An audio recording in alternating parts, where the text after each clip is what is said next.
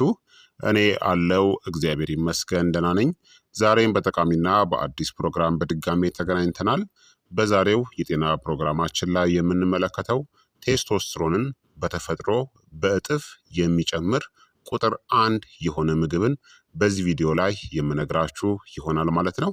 ይህ የጤና ትምህርት ታዲያ ለበርካታ ሰዎች በጣም አስፈላጊ ስለሆነ ሁላችሁም በቅንነት ላይክ እና ሼር በማድረግ ሌሎችንም አስተምሩ አሳውቁ እላለሁኝ። ላይክ ሳታደርጉ በፍጹም እንዳትጀምሩ። ጥያቄያችሁን በኮመንት ላይ አስፍሩልኝ። በቀጥታ ወደ ጤና ትምህርታችን የማልፍ ይሆናል። ጤናማ የሆነ የቴስቶስትሮን መጠንን ለሚደግፉ ተፈጥሯዊ ምግቦች በሚመጣበት ጊዜ እንቁላል ከምርጥና በጣም የመጀመሪያ ምርጫዎች መካከል የመጀመሪያው ናቸው። እንቁላል በከፍተኛ ጥራት ፕሮቲን፣ በጤናማ ስብ፣ በኮሌስትሮል፣ በቫይታሚን ዲ፣ በሴሊኒየም እና ሰውነት ሆርሞኖችን ለማምረት በሚጠቀምባቸው ጠቃሚ ንጥረ ነገሮችም የበለጸጉ ናቸው። ቴስቶስትሮን ለወንዶችም ለሴቶችም በጣም አስፈላጊ ከሆኑ ሆርሞኖች ውስጥ አንዱ ነው። ምንም እንኳን ወንዶች በጣም ከፍተኛ መጠንን ቢያመርቱም እሱ በእነዚህ ላይ ተጽዕኖ ስላለው ማለት ነው። በጡንቻ እድገት፣ በኃይል መጠኖች፣ በጥንካሬ፣ በስሜት ወይም በሙድ፣ በአጥንት ጤና፣ በስብ ሜታቦሊዝም፣ በወሲብ ፍላጎት ወይም በሊቢዶ፣ ከድካም በማገገምና ከአእምሮ ትኩረት ላይ ማለት ነው። ታዲያ ከ30 እስከ 40 ዓመት ዕድሜ በኋላ የቴስቶስትሮን መጠን በብዙ ሰዎች ላይ በተፈጥሮ መቀነስ ይጀምራል።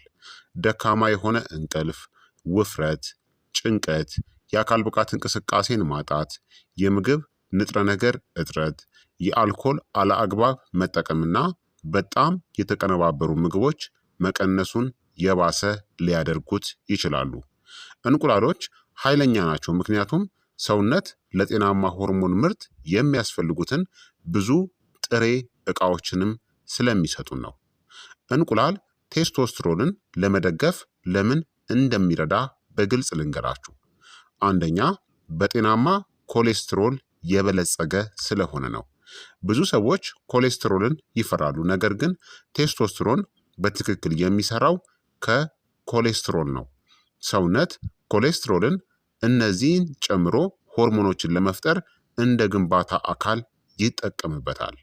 ቴስቶስትሮን፣ ኤስትሮጅን፣ ኮርቲሶል እና ቫይታሚን ዲን በጣም ዝቅተኛ ስብ ወይም ንጥረ ነገር አልባ የሆኑ አመጋገቦች በአንዳንድ ሰዎች ላይ የሆርሞን ሚዛንን ሊያስተጓጉል ይችላሉ። የእንቁላል አስኳል የተፈጥሮ ኮሌስትሮልን ጠቅላላ ጤናን ከሚደግፉ ቪታሚኖችና ማዕድናት ጋር በንጥረ ነገር ጥቅጥቅ ባሉ መልኩ ይይዛል። ሁለተኛ፣ እጅግ በጣም ጥሩ የፕሮቲን ምንጭ በመሆናቸው ነው። ቴስቶስትሮን የጡንቻ እድገትን ይደግፋል፣ ነገር ግን ጡንቻዎች ለማደግና ለማገገም ፕሮቲን ያስፈልጋቸዋል። እንቁላል እነዚህን ይይዛል። ሁሉንም አስፈላጊ አሚኖ አሲዶችን፣ በከፍተኛ ሁኔታ የሚመጠጥ ፕሮቲንን፣ ለቲሹ ጥገና የሚሆኑ ንጥረ ነገሮችን፣ ጠንካራ ጡንቻዎችና መደበኛ የጥንካሬ ስልጠና ከጤናማ የቴስቶስትሮን መጠን ጋር በጥብቅ የተቆራኙም ናቸው። ሶስተኛ፣ ቫይታሚን ዲን ስለሚይዝ ነው። የቫይታሚን ዲ እጥረት በዓለም ዙሪያ የተለመደ ነው፣ እናም ከዝቅተኛ የቴስቶስትሮን መጠን ጋር የተያያዘም ሊሆን ይችላል። የእንቁላል አስኳሎች በተፈጥሮ ቫይታሚን ዲን ይይዛሉ። ይህም የሆርሞን ቁጥጥርን፣ የበሽታ መከላከል ጤናን፣ የአጥንት ጥንካሬ እና የጡንቻ ተግባርን ይደግፋል። አራተኛ፣ በሴሊኒየም እናም በዚንክ የበለጸገ በመሆኑ ነው። ሴሊኒየም እናም ዚንክ በመራቢያ እና በሆርሞን ጤና ውስጥ የተሳተፉ ጠቃሚ ማዕድናት ናቸው። እነዚህ ንጥረ ነገሮች ለእነዚህ ይረዳሉ። ሴሎችን ከኦክሲዲቲቭ ስትረስ ለመጠበቅ፣ የወይን ዘር ፍሬ ጤናን ለመደገፍ፣ የሆርሞን ምርትን ለማገዝ፣ የበሽታ መከላከል ተግባርን ለመደገፍ። ታዲያ እንቁላልን በጤናማ መንገድ እንዴት መመገብ ይቻላል? ምርጥ የምንላቸው ዘዴዎች የተቀቀለ እንቁላል በጣም ውጤታማ እና ምርጥ ነው። እንዲሁም በውሃ ላይ የበሰለ ወይም ፖችድ የሆነ ቀለል ተደርጎ የተጠበሰ ስክራምብልድ የምንለው፣ እንዲሁም ከአትክልቶች ጋር የበሰለ እና ከአረንጓዴ ቅጠላ ቅጠሎች ጋር የተሰራ ኦምሌትን ተጠቀሙ።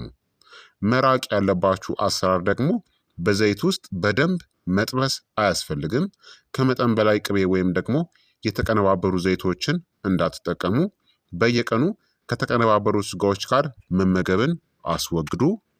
እንዲሁም ከመጠን በላይ የፈጣን ምግብ ቁርስ ጥምረቶችን አስወግዱ።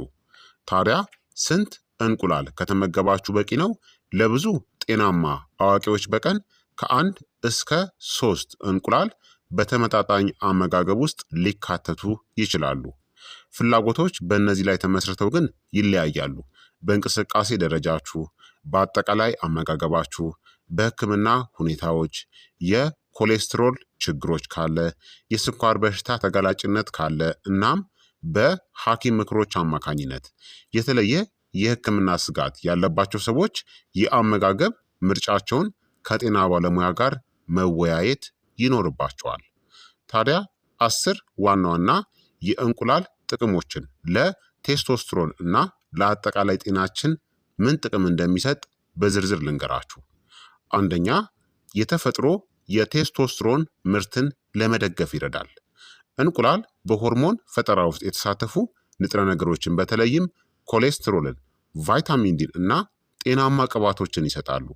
የቴስቶስትሮን ምርት በአጠቃላይ የአመጋገብ ሁኔታ ላይ በእጅጉ የተመካ ነው። ሰውነት ጠቃሚ ንጥረ ነገሮች ከጎደለው የሆርሞን ምርት ሊጎዳ ይችላል።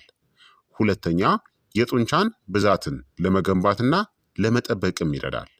የጡንቻ ቲሹ ለፕሮቲን አወሳሰድና ለአካላዊ እንቅስቃሴ ጠንካራ ምላሽን ይሰጣል።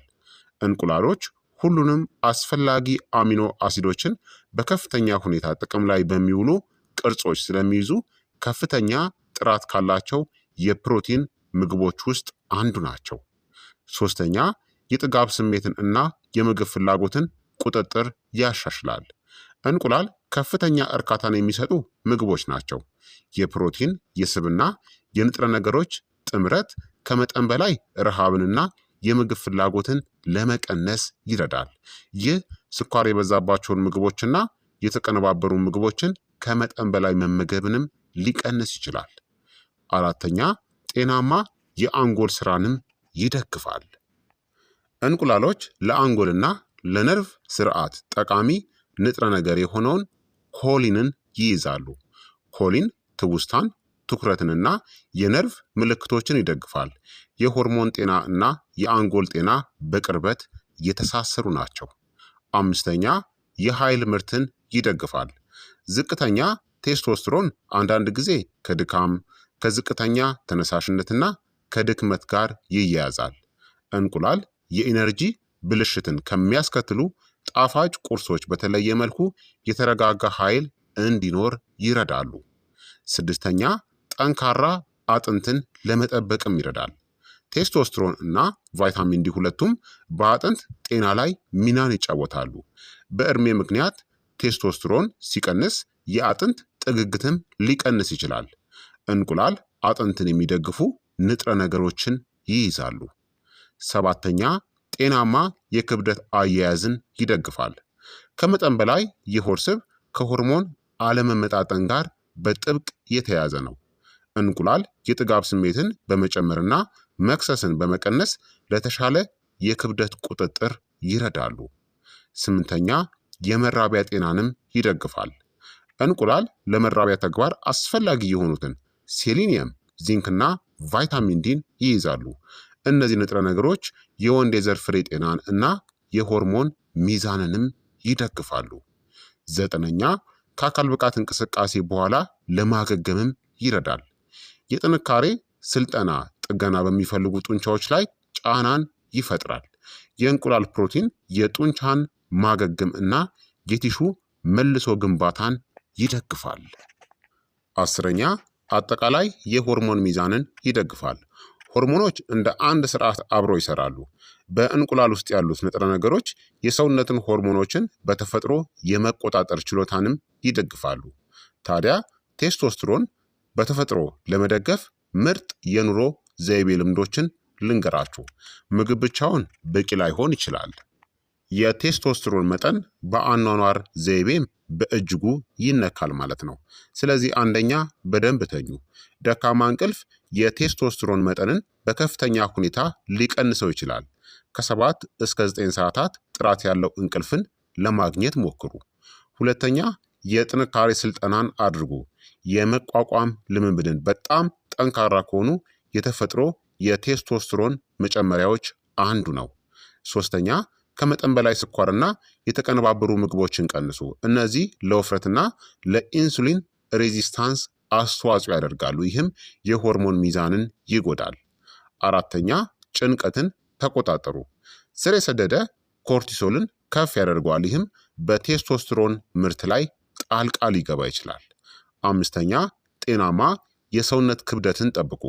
ከመጠን በላይ የሰውነት ስብ ከዝቅተኛ የቴስቶስትሮን መጠን ጋር የተያያዘ ነው። ስለዚህ እነዚህን ማድረግ ይኖርባቸዋል።